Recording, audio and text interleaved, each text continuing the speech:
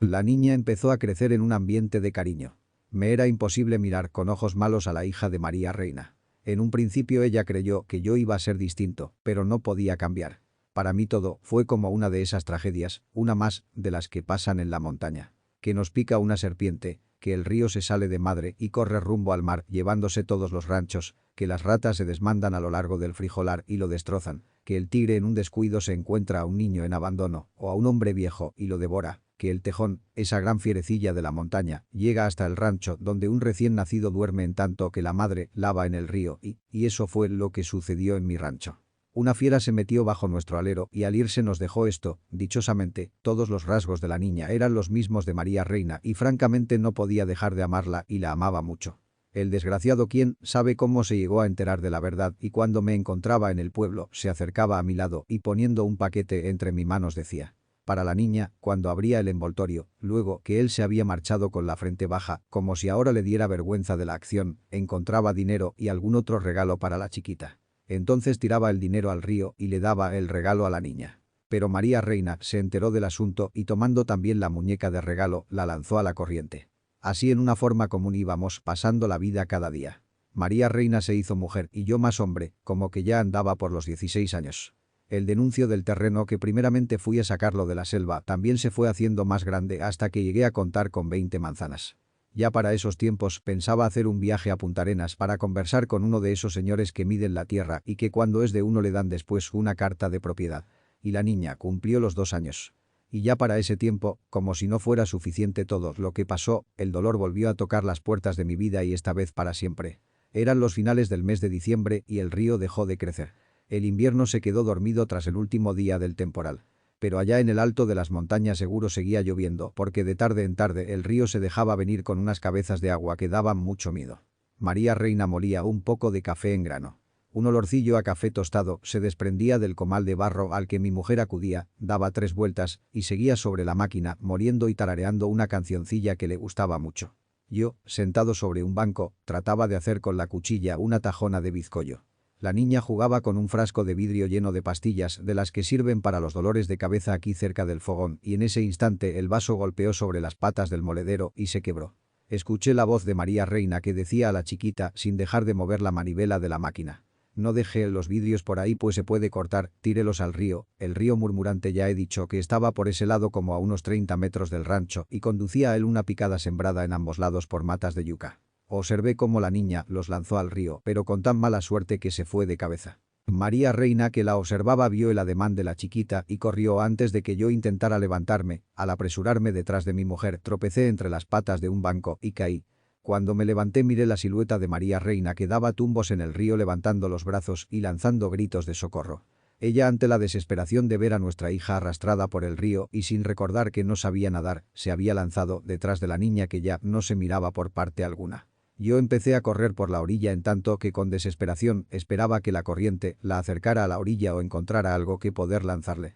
A veces su cuerpo chocaba contra las piedras y el golpe él la sumía entre la espuma para levantarla un poco más allá. Cuando comprendí que no la atraería a la orilla, sino que por el contrario la corriente la conducía al centro del río, me quité los burros de mis pies y me lancé al agua.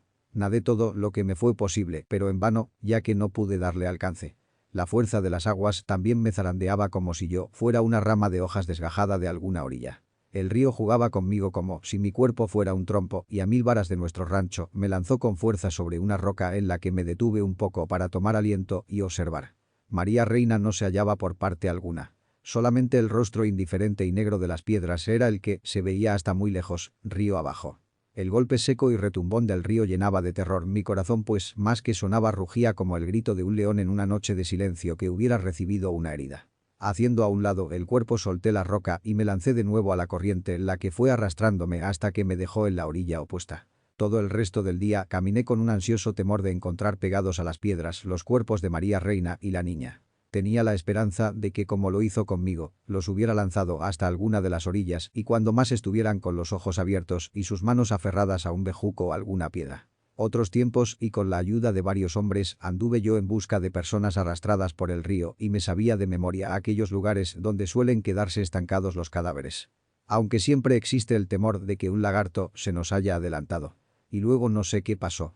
Cayó la noche que pasé entera sentado en una piedra a la orilla del río y escuchando el grito de las nutrias que jugaban en las piedras a la luz de la luna. Poco a poco vino el amanecido. Las manos, el rostro todo era una sola roncha ya que en toda la noche los zancudos se habían hartado de mi sangre. Amaneció. La frente y los brazos me ardían. Pasé horas pescando imágenes sobre el agua, quieto, sin hacer un solo movimiento, como esperando que los brazos abiertos del río ya cansados de jugar, lanzaran los cuerpos hasta mis propias manos.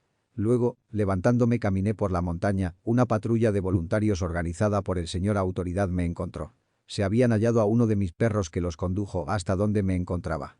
Desde que dieron conmigo, dicen que tirado sobre un charco tomando agua, ataron las manos a la espalda y de esa forma me condujeron hasta el pueblo. Recuerdo que durante el camino me hacían muchas preguntas a las que yo con una repetición de locura decía siempre que sí, que era cierto, que yo había sido el culpable, que me mataran porque lancé a la madre al río y luego a la niña. El cuerpo de María Reina apareció después de varios días destrozado. Un hombre de los que buscan hierbas raras, por casualidad lo encontró un día a muchas horas río abajo de nuestro caserío. La niña no apareció por parte alguna. La gente dijo que yo había dado a María Reina una paliza antes de lanzarla al río y a cada pregunta respondía que eso era cierto. Y no entendía por qué me golpeaban cada vez que respondía que sí o que no. Miguel, el señor autoridad, llegó a la conclusión de que yo había cometido un asesinato doble. Estaba celoso de mí y de ella, decía explicando, añor Gumercindo, y cuando él hablaba yo le miraba con los ojos vidriosos y decía que era cierto, él sabía que la niña era mi hija y por eso me vengó. Me odia, pero como es un perro suficiente cobarde como para matarme, aunque sea por la espalda, fue depositando su odio en la pobre María Reina y nuestra hija. Y dicen que cuando Miguel hablaba, sus palabras estaban llenas de lástima y desde los ojos le rodaban lágrimas. De lo que estaba pasando, no recuerdo casi nada. Un amigo, mucho después, me ayudó a reconstruir lo que estoy contando. Cuando me sacaron de la agencia de policía de nuestro pueblo para llevarme a la cabecera del cantón, los vecinos que fueron mis amigos durante toda una vida, ahora me lanzaban palos, piedras, insultos y salivas. Yo, muy agobiado, no entendía mucho lo que me estaba pasando, pero como mi propia gente estaba tan enojada, me dije que lo mejor era dejar la explicación para después.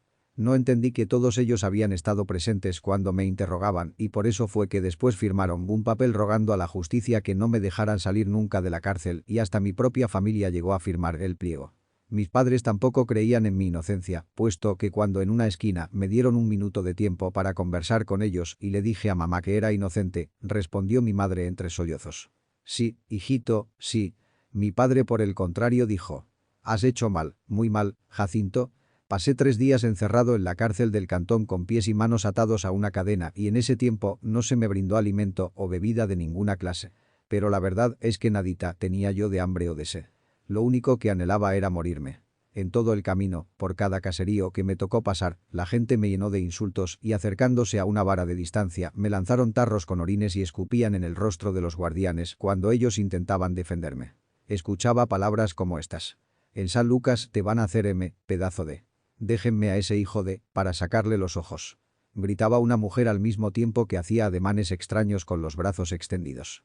El señor autoridad no me decía nada. Casi he llegado a pensar si de verdad él estaba creyendo la acusación que me hizo.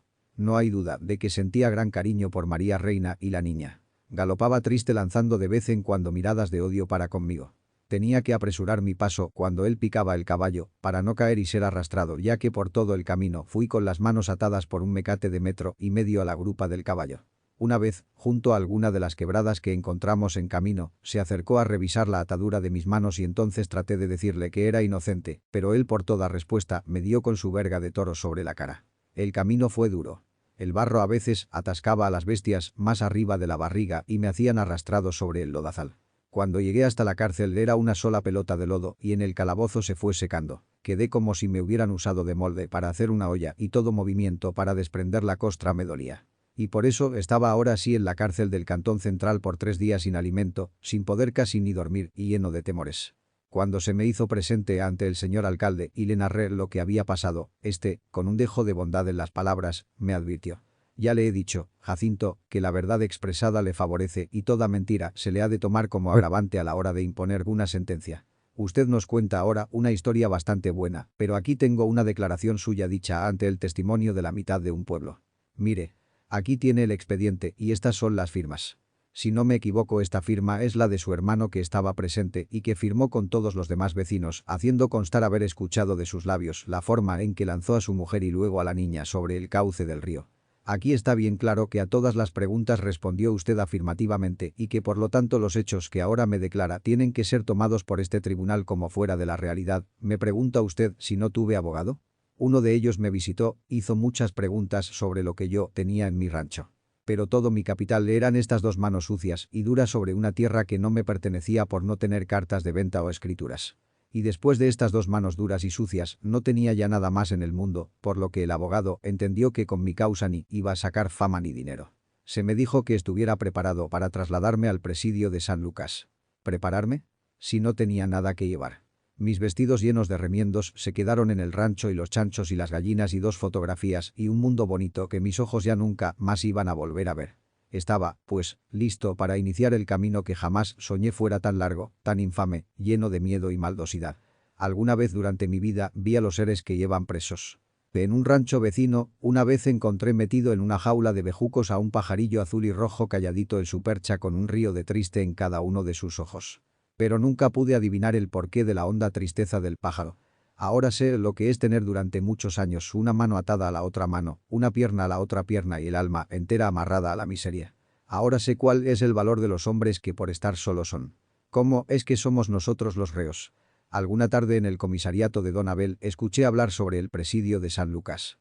Aprendí por el decir de un hombre que sentado sobre un saco de arroz daba sorbos y más sorbos a media botella de ron, contaba las cosas más extrañas sobre un lugar donde imperaba el miedo, el dolor, el engaño y la crueldad en todas sus manifestaciones. Y él decía en palabras feas cosas terribles del presidio que le hacían a uno parar los pelos y que luego daban frío al recordar. Así llegué a saber que no había pena de muerte en Costa Rica, pero a los reos les enviaban a una isla donde de todas formas se iban muriendo poco a poco por las enfermedades o por el verdugo encargado de dar palos al reo por la más insignificante de las causas. Por todo lo que escuché, ya sabía, pues, a dónde eran enviados los hombres más malos del mundo hasta el tiempo en que, si no se han muerto, es necesario hacerles regresar a todos los lugares de donde vinieron. Y sigan matando, robando y cometiendo violaciones para vengarse de la saña y el mal con que los trataron rejas adentro. Después me enteré de que era tan cierto el horror del penal que no había en todo Costa Rica ni siquiera una iglesia dedicada al santo de los médicos ni tampoco una escuela, un caserío o un pueblo llamado San Lucas. La mente de las personas asocia a San Lucas con lo más bajo, lo más fiero y torpe que la creación humana ha dado. En mitad de una noche me sacaron del calabozo de la cárcel en Punta Arenas hasta donde se me había traído desde mi pueblo. Un bongo tan grande como una lancha de vela nos estaba esperando. En la puerta de la cárcel nos recibió la carreta de los reos. Era una carreta de hierro, como una jaula, jalada por 3 pares de bueyes que se usaban en ese tiempo para sacar a los reos de la cárcel con todo y sus grillos y conducirlos al destino donde se tenía que trabajar. También era la manera como se traía a los reos desde todos los pueblos de la República hasta Punta Arenas para luego enviarlos a San Lucas. Esa carreta servía también como de cocina ambulante, ya que una vez descargados los reos y apartados los bueyes, se jalaban unas planchas de hierro con huecos y poniendo pedazos de madera bajo de ellas, se iniciaba la cocinada. A las 4 de la tarde esa misma carreta uncía las 3 parejas de bueyes y regresaba con los reos hasta la cárcel. Iban entonces los reos cansados, como monos, con las manos crispadas sobre los hierros y extendiendo sus garras cuando alguien se acercaba para que les diera un peso de plata o una media libra de tabaco. Era corriente ver ese espectáculo de las manos de los reos salidas en espera de que los que pasaban junto a ellos en un acto de condolencia les diera algo. Pues esa fue también la forma en que se nos condujo al muellecito de la Punta y en 4 viajes fuimos trasladados los 50 reos. Otros compañeros venían diciendo que tuve una gran suerte ya que solamente 3 días pasé en los calabozos de Punta Arenas, porque casi siempre se espera un mes en reunir la cuota de hombres para enviar hasta la isla infernal y es cuando todos los pobres diablos tienen que estar presos en la forma en que yo estuve. Con piernas y manos atadas a las cadenas que se encontraban empotradas en la pared y las que se cerraban sobre mis carnes con un candado grande como del tamaño de un plato de comer. 3 días tirados sobre el saloso líquido del que estaba lleno el calabozo, ya que los que nos apiñábamos en él y que éramos como una docena, teníamos que hacer nuestras necesidades ahí mismo. El hedor era terrible y cuando nos tiraban en unos tarros viejos un poco de frijoles sin sal y una tortilla, tenía que hacer esfuerzos para comer, aunque era tan poco que en verdad podemos decir que no comíamos. Con el pasar de los años se acostumbra uno a esas cosas como el pan de cada día. Estaba con nosotros un tal generoso, muchacho de 14 años nativo de San Ramón y se encontraba muy enfermo. El viaje de tantos días encadenado en una carreta de presos ramonenses le empeoró la enfermedad que padecía y ahora se pasaba vomitando. En esas situaciones la consideración humana no tiene razón de ser. Nos trataban como cerdos y como tal pensábamos y nos llegamos a sentir al juzgar por el aspecto asqueroso y gruñón que se va adquiriendo. Por eso, cuando Generoso vomitó sobre uno de nuestros compañeros, este tomó sus cadenas y le pegó fuertemente en la cabeza. Conmigo también lo hizo Generoso cuando horas después se acurrucó a mi lado. Pero mi tiempo de estar preso era poco y el infierno de la indiferencia humana todavía no se me alojaba en el pecho. Con todo cariño, limpié su boca con la manga de mi camisa, aunque él, al sentir mi ademán, se acurrucó sobre sí mismo esperando lo peor. Era muy diferente mi estado de ánimo con otros años después en que apostaba mi papa de cada semana a que un viejo se iba a morir y si eso no sucedía, llegaba a donde estaba el enfermo y le escupía la cara por haber sido el culpable de que yo perdiera lo mejor en la ración de la comida una vez cada semana. Junto a Generoso venía también Juan Antonio, su hermano un poco mayor que él, y me enteré de eso porque cuando un compañero maltrataba a Generoso, intentaba romper la cadena para lanzarse sobre el que molestaba al enfermo. Aunque era un intento vano como de toro después de la capada. Estos dos hermanos habían dado muerte a una mujer y a pesar de sus 13 años y medio de Generoso y los 15 de Juan Antonio, les condenaron a la pena indeterminada, lo que quería decir para siempre en la cárcel, que era la misma pena que se me impuso por la muerte de María Reina y mi chiquita. Generoso era un muchacho apacible y puede que fuera así por su propia enfermedad. Juan, en cambio, no revelaba nada de paz. Nunca me enteré de los pormenores de cómo se había cometido el crimen, pero casi estaba seguro de que la persona que planeó todo fue el hermano mayor de Generoso, pues con su carita de niña y sus formas amables no denunciaba estampa de asesino. El bongo que alquiló el gobierno para llevarnos a San Lucas era de esos que sirven para llevar ganado a Punta Arenas desde todos los puertos del Golfo de Nicoya. Un oficial de vara con grado de sargento estaba parado en el muelle de piedras que existe en la punta, el potrero más avanzado de Punta Arenas, y tenía una lámpara de aceite de ballena en sus manos con la que alumbraba un papel donde está escrito nuestro nombre o apodo. Con el reflejo de una luz debilucha de esa lámpara vi a mis compañeros. Reses todos como yo que poco a poco íbamos enfilando hasta el centro de la ganadera. Iba un anciano muy blanco y muy triste que a mí se me antojó se parecía mucho a esa semblanza del Padre Eterno que ocupa el centro en las imágenes de la Santísima Trinidad. En un lado, allá, vi a otro de los compañeros que le faltaban los pies y se arrastraba con muletas de palo. Era el único que no portaba cadena. La mayoría eran hombres de aspecto pensativo y saludable. Generoso, Juan Antonio y yo éramos los más jóvenes de la comitiva. Dos hombres a los que cuidaban con suma especialidad un par de soldados me llamaron la atención. En vez de estar como todos nosotros con los pies o las manos atados a una cadena, llevaban por el contrario las manos metidas en un artefacto de lo más extraño que conocí. Se trataba de un par de varillas de hierro con una plancha en el centro y dos orificios en ambos lados. Parecían dos enterradores de cementerio cargando un ataúd. Dentro de esos dos orificios unas argollas pendientes de las mismas varillas. Llegué a saber que esos hierros de forma tan extraña se les llamaba carlancas de hombro, y luego en el presidio encontraría más de 10 parejas que caminaban, trabajaban y dormían con esa carlanca doble al hombro. Todo, absolutamente todo, tenían que hacerlo ambos al mismo tiempo. Si era necesario el hacer una necesidad entonces ambos tenían que ponerse de cuclillas al mismo tiempo y cuando uno de ellos se cansaba de estar en una posición cuando dormía, le era necesario despertar al otro para que cambiara también. Me enteré que esas carlancas de hombro eran destinadas como una medida de seguridad para los hombres que habían intentado la fuga o los que fueron capturados después de fugarse, o simplemente si a un hombre se le tenía sospechas de ser peligroso para la fuga. Y lo más que me extrañó fue que esos hombres se hubieran fugado estando antes como nosotros con los hierros que llevaba yo atados al pie o a las manos. Una fuga con estos pesos me parecía tanto más imposible cuando pesaban hasta 3 cargas de maíz algunas de esas cadenas. Con el tiempo también entendí que era posible la fuga con tales cadenas. El equilibrio del ser humano se acostumbra tanto a los hierros que el peso adicional se va formando como parte de sí mismo y deja de sentirse con el pasar de los años. Si es que no ha tenido la desgracia de que el pegar constante de la cadena no le forme una úlcera en la piel el mismo día del herraje, que es como se llama la acción de darnos cadenas en pies y manos, entonces hasta se puede jugar pelota o brincar con la cadena, correr o nadar. Los condenados a la carlanca de hombro mueven su cuerpo en tal forma que llegan a obtener una precisión tan admirable hasta el extremo de que el que camina detrás coloca a su pie en la huella exacta que dejó el compañero de adelante. 2 horas duró el viaje desde Punta Arenas al presidio de San Lucas. Un pequeño inconveniente le sucedió al teniente que mandaba nuestra manada de reos.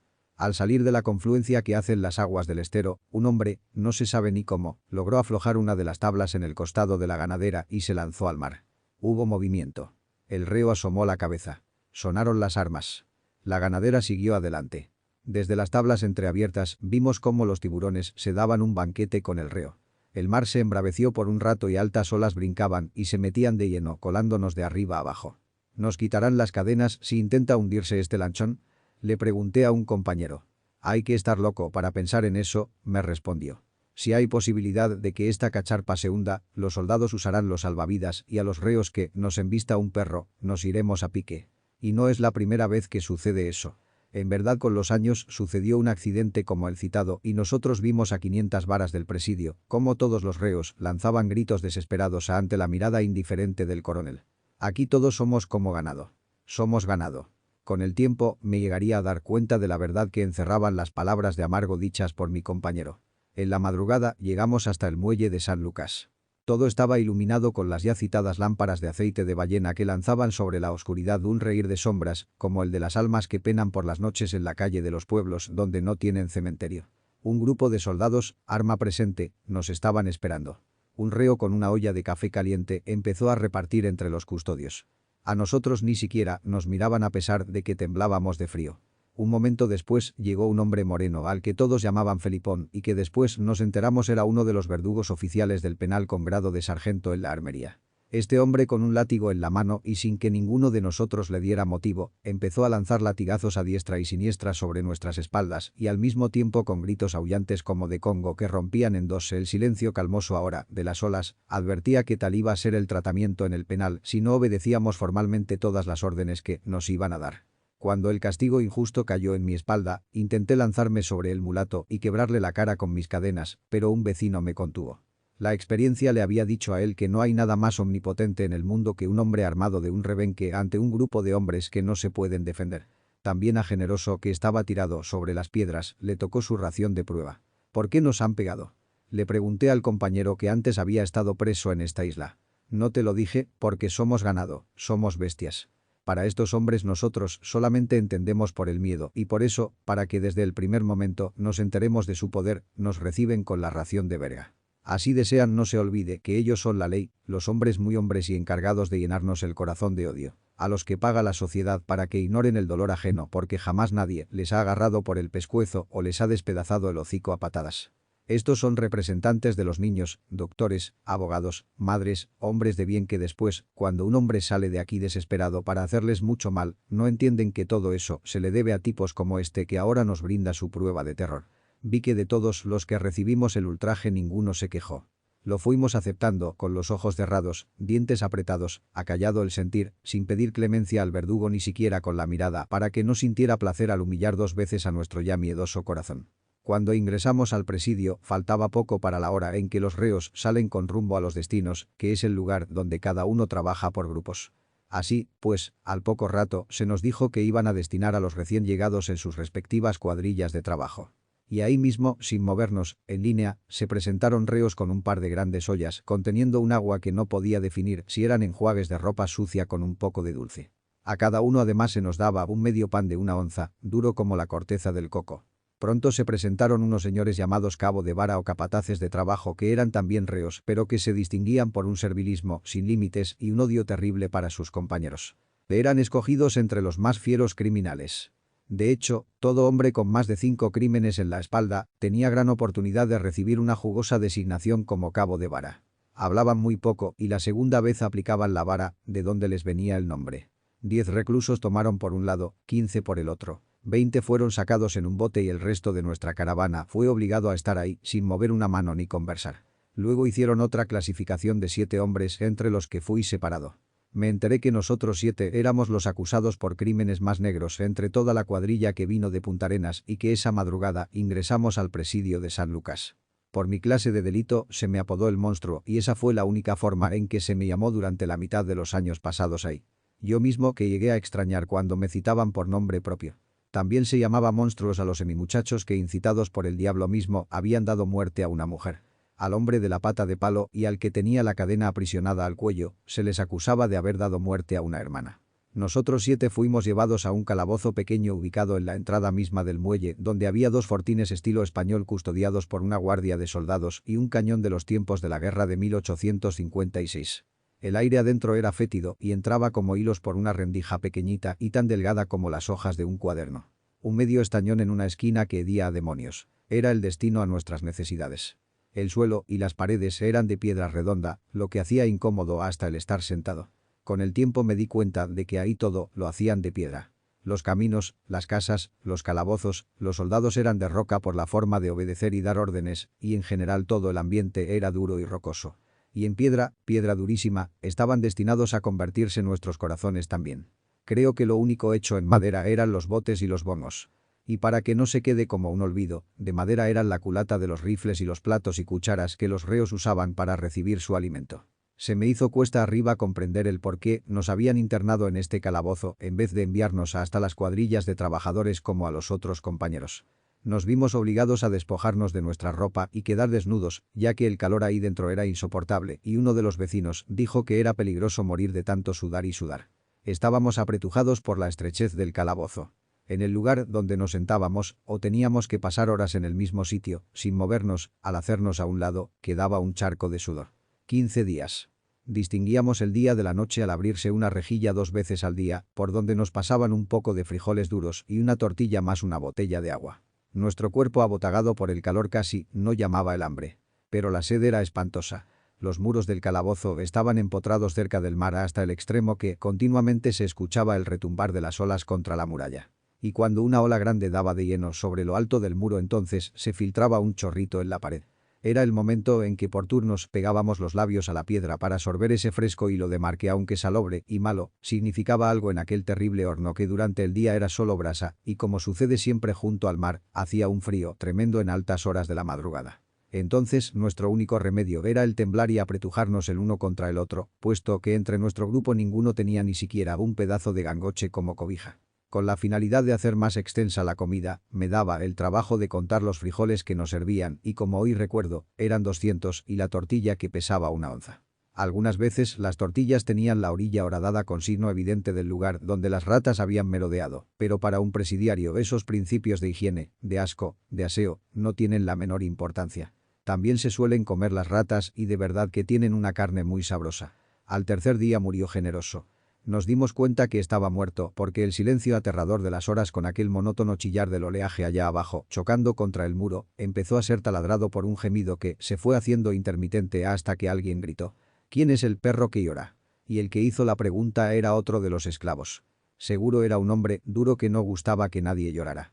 Yo, que hacía ya muchos días tenía unos deseos inmensos de llorar a gritos, quise seguir la corriente del que gemía para lograr así un escape a mi amargura, pero al fin olvidé mi propósito por temor al grito de insulto. El gemido se fue haciendo más y más doloroso y subió en su tono hiriente hasta que nos dimos cuenta que era Juan, hermano de Generoso, el enfermo, quien lloraba. A tientas me acerqué a él hasta entender que mantenía la cabeza de Generoso entre sus piernas desnudas en tanto que acariciándole el cabello murmuraba quedito: «Pobrecito, yo te maté, yo te maté». El soldado que cuidaba nuestra puerta escuchó el llanto por largo rato y después gritó: «¿Qué es lo que pasa ahí adentro, culiolos? Aquí hay un muerto, abran la puerta para sacarlo». «¿Qué dice? ¿Qué pasa?» «Aquí hay un muerto». Generoso estaba ahí desnudo y su hermano decía haciendo coro: «Aquí hay un muerto, un muerto, un muerto». Como si se tratara de repetir el golpe de las olas contra el muro. «Cuando se pudra lo tiran al estañón», respondió el soldado, y luego la misma voz añadió: «Sigan con sus trucos y verán que ha de haber más de uno para meter dentro de ese estañón». Se refería al estañón lleno de excrementos ubicado en una esquina del calabozo y que solamente era sacado de ahí cuando rebasaba. Imaginó el soldado que nuestra palabra era una farsa y teníamos alguna intención mala para obligarle a abrir la puerta. Una voz entre los compañeros empezó a hablar sobre esa carroña que no era posible quedarse entre nosotros porque se iba a poner todo pestífero. «Delicado mi lindo», respondió otro con ironía en la voz. Y entendía la puya ya que más hediondez de la emanada desde el estañón era posible que existiera. En la tarde, cuando se nos vino a dar el pan, el poco de frijoles y agua, pues una vez a la semana se nos daba pan en vez de tortilla, hubo un desacuerdo entre nosotros de proporciones tales que casi hay otro difunto. Se trataba que tanto Juan como yo queríamos sacar a Generoso, y otros cuyo rostro no miraba, insistían en que más hediondo que el estañón no podía estar el muerto y que escondiéndolo por unos 4 días o más en cada tiempo de comida podíamos recibir la ración que le tocaba a Generoso. Reconocí que la proposición no dejaba de ser tentadora, pero también era posible un contagio que hiciera ahorrar la ración de nosotros en toda una vida. Al final se resolvió que gritando todos sacarían el cadáver. Vino una cuadrilla de enterradores que eran los reos encargados de las labores en el cementerio. Eran hombres que gozaban en el penal de una confianza reconocida y no era para menos. Habían tenido que recoger los pedazos de más de un reo que en el libro de la guardia se anotó como muerte por la fiebre. Eran hombres con cara dura que no tenían cadenas en los pies y que andaban sin camisa. Generoso, lo vimos cuando abrieron la puerta y ayudamos a sacarlo del calabozo, estaba completamente desnudo. Los enterradores al colocarlo en una camilla de madera le miraban en una forma que a mí me pareció sumamente extraña. Había muerto con su rostro hermoso de mujer que él tenía y la fiebre, si acaso le acentuó más los colores ahora, de un tenue color rosa ya pálido y sobre los labios se había prendido un color como de vino rancio. Su cuerpo recto como un cuate y flaco como el hueso, estaba ahí custodiado por sus dos manos flácidas y marchitas, desgajadas como miembros cortados que le caían a los costados. El resultado de la mirada extraña de los enterradores lo conocí por Juan, que a su vez lo llegó a saber de labios de un confidente, y es que se habían llevado a Generoso al cementerio. Pero antes lo detuvieron en un rancho abandonado en donde le bañaron, le vistieron con una vieja bata de mujer que no se sabe ni cómo llegó hasta el presidio y luego los 4 bestias, uno después del otro. Ay, es que muros adentro el hombre llega a olvidar muy pronto que tiene de herencia un corazón humano para volverse zopilote o menos que un zopilote. Esos días de calabozo que para nuestro pensamiento iban a durar años, no pasaron de los 15. Luego supimos que es una prueba a la que es sometido el novato para que se dé cuenta del castigo que le esperaba en caso de cometer alguna falta, y eso cuando ha llegado hasta el penal acusado de un gran crimen. Los castigos, como los vamos a ver, eran varios, pero el más corriente era sentenciar a un hombre para que tuviera que permanecer 3 meses, 6 o un año metido en esa inhumanidad que son los calabozos hasta el extremo que a veces, cuando salía del castigo, la luz del día hería los ojos dejándole cegado para siempre. En alguna otra oportunidad en que el ideal era matar a un reo en una forma diplomática, se le condenaba al castigo a base de pan y agua una vez al día solamente, hasta que, hoy, en lo lejano del tiempo que ha pasado, se me hace el recuerdo que fueron muchas las ocasiones en que pasé a base de pan y agua como castigo y en iguales situaciones a las que he dejado narradas, pero por tiempo muy poco ya que entonces no se quería atentar contra mi vida. Es la verdad para decirla y hay que citar que en el ambiente extraño en que se desarrollaba el presidio, lo posible no era llevar una falta que mereciera castigo, sino dejar de cometerla. Yo vi alguna vez un reo al que se le dio una ración de palos, más un mes de calabozo, por mirar de hurtadillas a las piernas de la esposa del señor comandante cuando ella pasaba a su lado. Especialmente me impresionó un detalle de los primeros días dentro del calabozo, en ese tiempo en que me estaba estrenando como presidiario. En el instante en que el centinela daba 3 toques sobre el riel anunciando las 3 de la mañana, se iniciaba en la isla un ruido que iba creciendo poco a poco como lo hace el río en las llenas hasta convertirse en un escándalo al por mayor. Era en el principio como una campana que sonaba, luego otra y al final todas juntas sonaran, formando el carillón de la miseria. Y así de momento como se inició, poco a poco, la voz de silencio impuesta por los cabos de vara iba mermando las conversaciones hasta que la madrugada quedaba como despojada de cadenas. Eran los reos que después de formar filas de a 50 empezaban a mover los pies y sus cadenas pegaban sobre las piedras. Casi por el sonido del arrastrar de la cadena por sobre las piedras, se puede adivinar qué clase de reo es su portador. Si ducho, viejo o joven, enfermo o rebelde. Cada uno de ellos tenía forma de tratar a su compañera cuando la iba arrastrando por los caminos.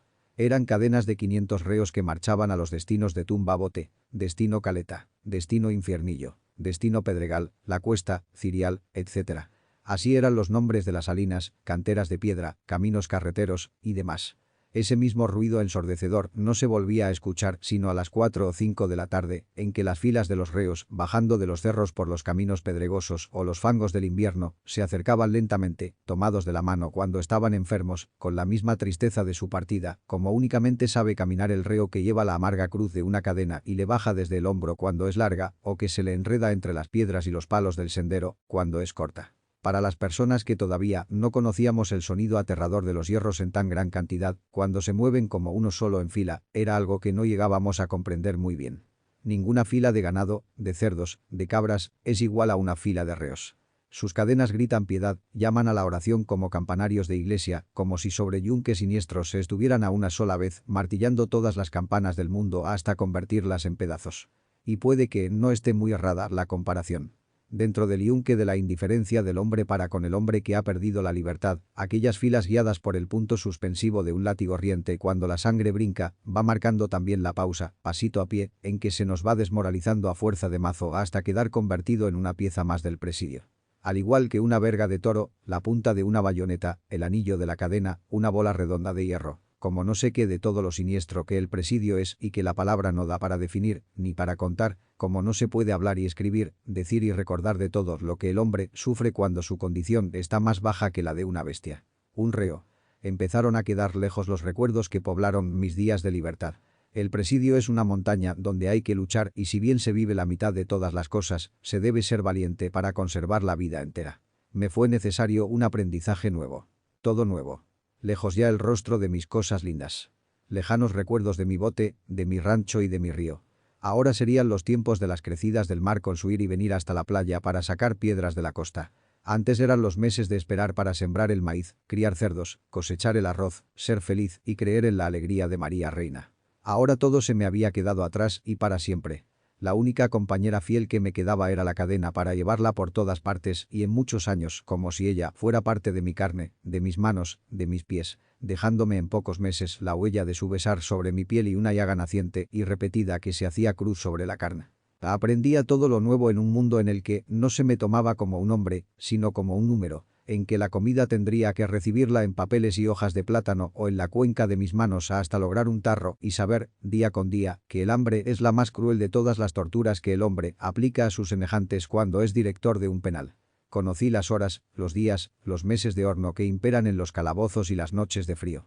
Si la gente anda desnuda, sin más que un trapo en la cintura y su inseparable cadena, es porque no tiene nada para ponerse. Cada 6 años nos daban un uniforme a rayas que usábamos hasta caerse a pedazos porque en todos esos años era imposible lograr un pedazo de jabón para lavarlo. ¿Jabón he dicho? Allá donde el baño de agua sin sal es un lujo y el baño de agua de mar un sueño porque nadando se puede llegar a ser libre, el jabón es algo imposible de conocer y casi se olvida hasta el olor que tiene. Los días de prueba pasaron y fuimos llevados al pabellón de los reos de más alta pena. En el lugar donde duermen hay una serie de salones anchos colocados en semicírculo y alrededor de un hueco que alguna vez fue pozo para recoger las aguas del invierno y que era largo para abajo como un bejuco de tarzana, grueso como el árbol de tamarindo y hondo. Más hondo de lo que es posible que sea la boca de los infiernos. En ese pozo había una tapa de madera y sobre ella pasaban los reos arrastrando las cadenas.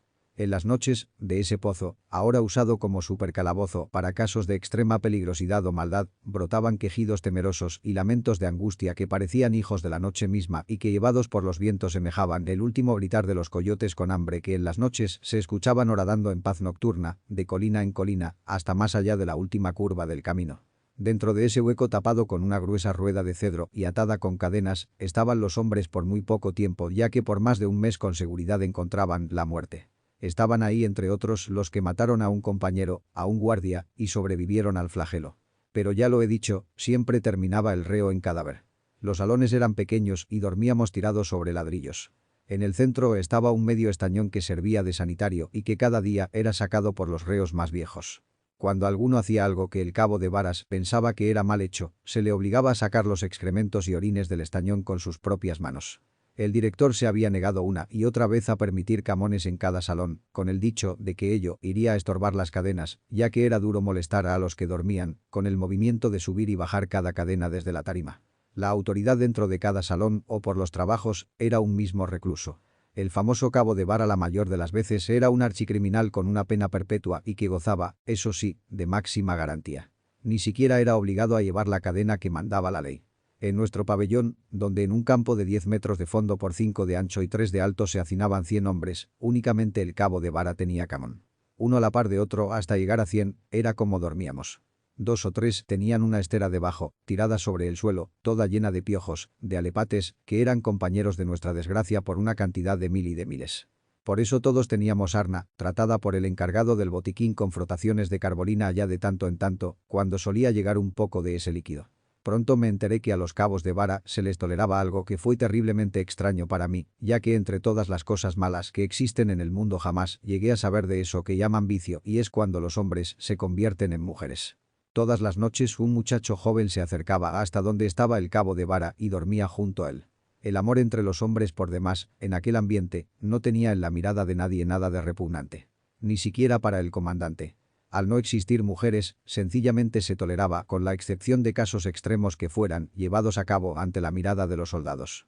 Pero, aunque al principio me pareció repugnante, luego esas miradas de amor, los papeles encendidos de ternura cuando había pleitos, los pasos afeminados y provocativos y el cortejo fervoroso de algún hombre para con otro al que deseaba conquistar y hasta besarse dulce y tiernamente ante la mirada de todos los demás compañeros, era cosa corriente. En nuestro salón se daban besos al regresar del trabajo, se trataban con cariño las parejas establecidas, había momentos de celos y la mujer guardaba celosamente las cartitas de amor, los regalos del amante, y cuando el afeminado miraba a su hombre lo hacía con la misma forma de mirar firme y acariciante con que María Reina solía mirarme. Alguna entre las noches, como ratones que mordisquean algo, se escuchaba un lento y acompasado ondular de las cadenas chocando en la oscuridad y que decía muy bien lo que estaba pasando. Durante la noche, como en nuestro salón eran varias las parejas, a cualquiera hora uno escuchaba el ruido de la cadena. Es más, había una señora que, antes de que pasara el soldado, apagando la luz de aquella lámpara del centro, sacaba un espejito redondo quebrado por un lado y de un cajón un poco de polvos que ella misma había hecho con solo moler arroz entre dos piedras y retocándose aquí y retocándose allá, se ponía un camisón blanco, o que alguna vez fue blanco, y hacía ademanes de estar lista en tanto que varios ojos ávidos la miraban. Era como la mujer pública de nuestro salón y vestía regularmente bien, ya que cada noche recibía un cliente cuando menos. Cuando la luz del candil se apagaba, a las 7 de la noche, un ir del sexo se desplazaba hasta donde esa mujer pública. Aunque no se podía mirar, se adivinaban marchar hasta su esquina. El precio, eso sí, era algo prohibitivo como ella solía decir.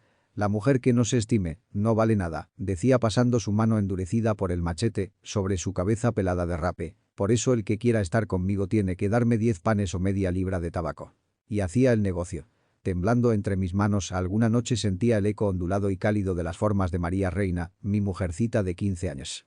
Su cabello era un ovillito de amor que se prendía entre los pliegues de mi hombro. Un perfume barato inundaba nuestro rancho y sus besos de aquella boca dulce y abierta me recorrían el alma. Y ahora yo pensaba, ¿cómo era posible? Dios mío, ¿cómo era posible? Un tiempo de días, de años, de meses, de angustia sin fin llegó a contarme que en San Lucas, isla de los hombres solos, todo era posible. Los hombres que ejercían negocio de ramera eran muchachos de 14, 15 o 18 años. Cuando estos ingresaban al presidio eran seducidos por los cabos de vara, una vez, 2 veces, y luego la efervescencia del sexo hacía todo lo demás. Bien por la simple amenaza, por temor a informes contrarios que iban a acarrear graves castigos o sencillamente por el hambre y la necesidad, los muchachos caían en el vicio. Primero oponían algún reparo. Luego una noche les despierta un ruido de cadenas y sienten junto a la garganta el filo de un puñal y luego un par de manos golosas que le corren apretándole las piernas, el fondillo, y después, en el presidio todo termina en vicio.